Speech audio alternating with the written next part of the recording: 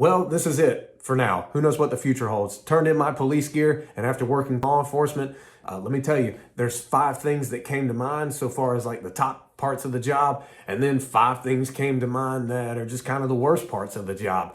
Want to be real with you? If you're a rookie or a veteran, hey, watch this video.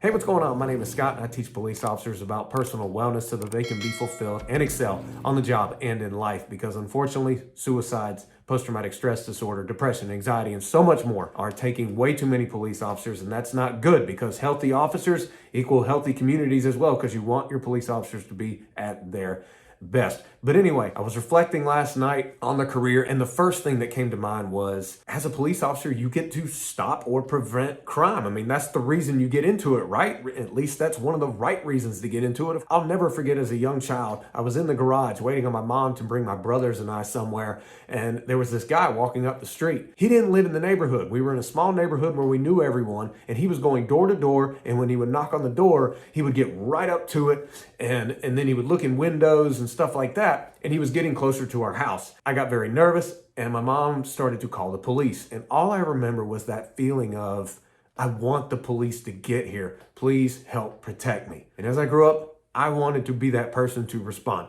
And yeah, catching thieves, catching people who were wanted for armed robberies, catching people after they had physically assaulted other people. I mean, stuff like that.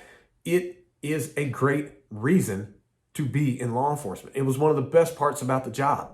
Number 2 on my list of 5, to which I could make a list of 100 great and 100 bad. Oh my gosh, so many things, but I'll just keep it to 5. Number 2 would definitely be, no day is the same. You want to be out and about kind of doing your own thing. You want to be out and about with a job that doesn't have any predictability to it. You don't want to get stuck at a desk doing the same old thing day in and day out.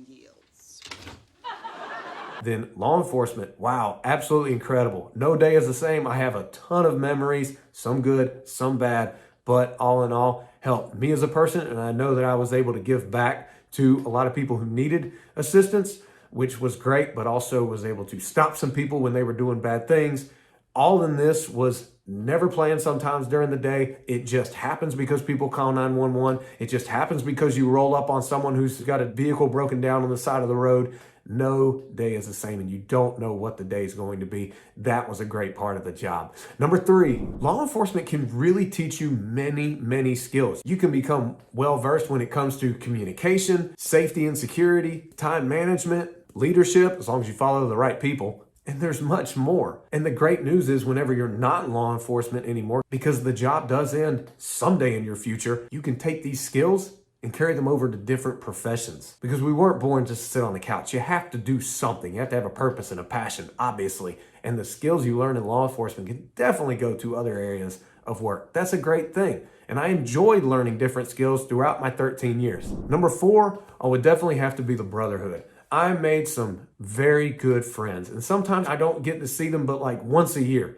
But the second I see them again, it's like there was no time in between. Your fellow officers, you go through so many dangerous situations where you have to have each other's back. You have to. And you go through these dangerous situations. You go through these challenges of risky calls and stressful times. And it really can bring you together. And number 5, looking back, you're going to be like, what? This isn't major. I mean, it kind of was when you think about it. When I worked on patrol, we did long 12-hour shifts. Don't get me wrong. But when there was the long week and there was a short week. When you took the short week off, when you took all those days off on paid vacation time, you essentially got 7 days off.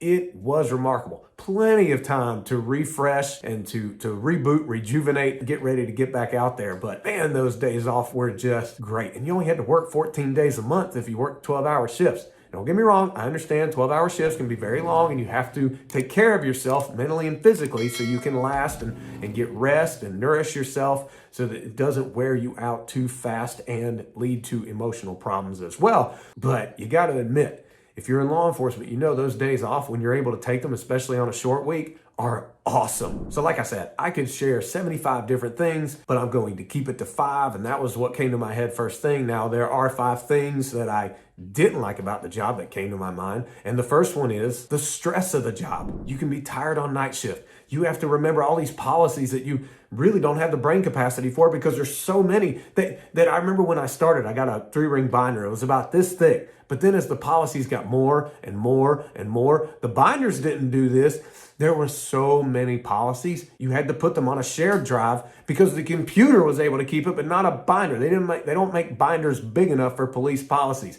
It's just so much. All right, I went on a huge tangent about that, but there's danger and there's things you don't want to see, such as a child that's been a victim of a crime, a person who's been deceased for a long time and they were just discovered after essentially their body was rotting, or you go to a violent call and you see someone who's been shot and there's blood everywhere. I mean, that kind of stuff can really be stressful. So definitely the stress. Looking back, there was a lot of stress. However, if you're thinking about getting into law enforcement and you're like, man, I don't want to be stressed. Look, there's going to be stress, but your ability to actively cope in a healthy way to counter the stress by taking care of yourself mentally, physically, spiritually, socially, financially, that can help you last and have a good outlook on the career and stay healthy. Number 2, I hated court.